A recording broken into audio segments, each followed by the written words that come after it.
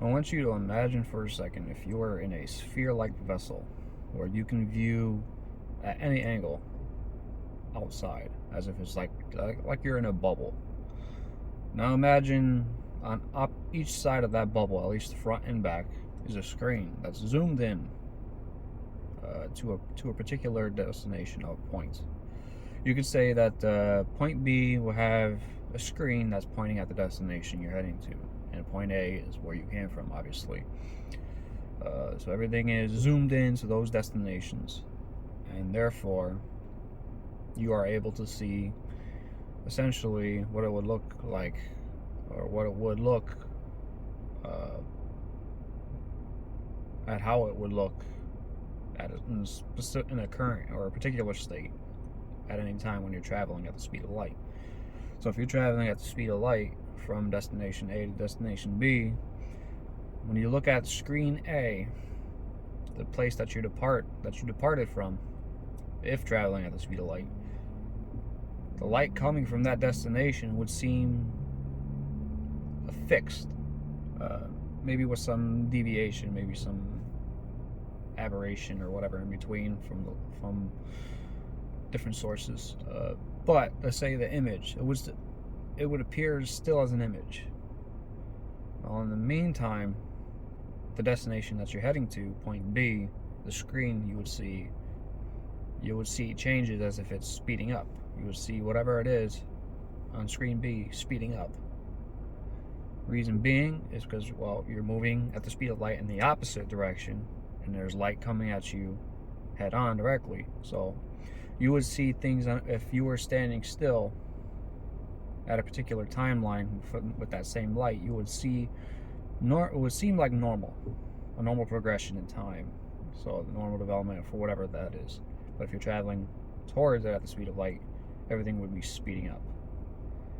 So you would actually see the history of that destination change in front of your eyes, or you would see essentially like you're fast forwarding on a VHS tape, or fast forwarding on a DVD player or a Blu-ray, whatever, or in a video in general. You're fast forwarding. It's kind of trippy.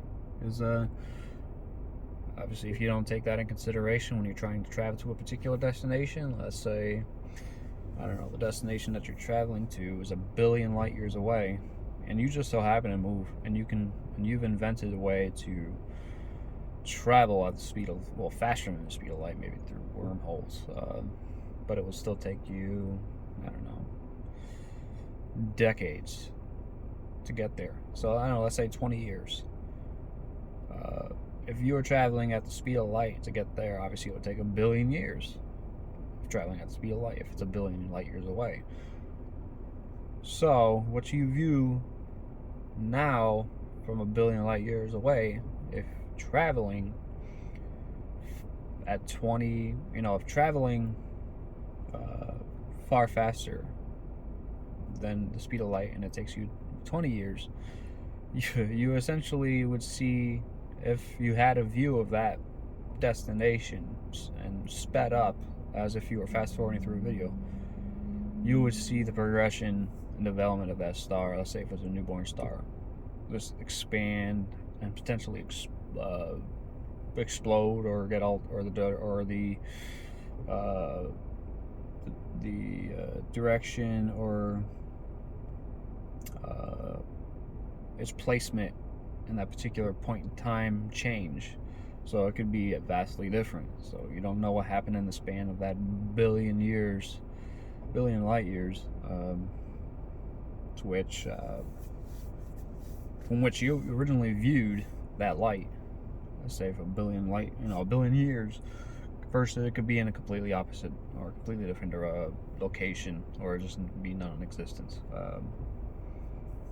So it's a factor you got to take into consideration. We are able to see through this telescope a seemingly Earth-like planet. That's about 10,000 light years away.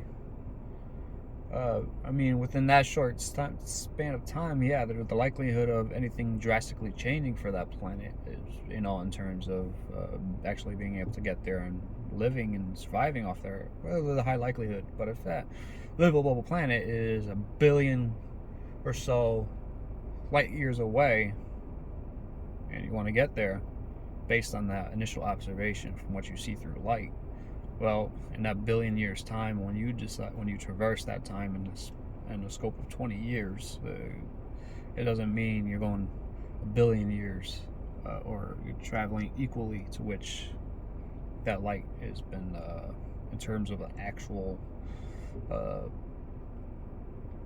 timeline.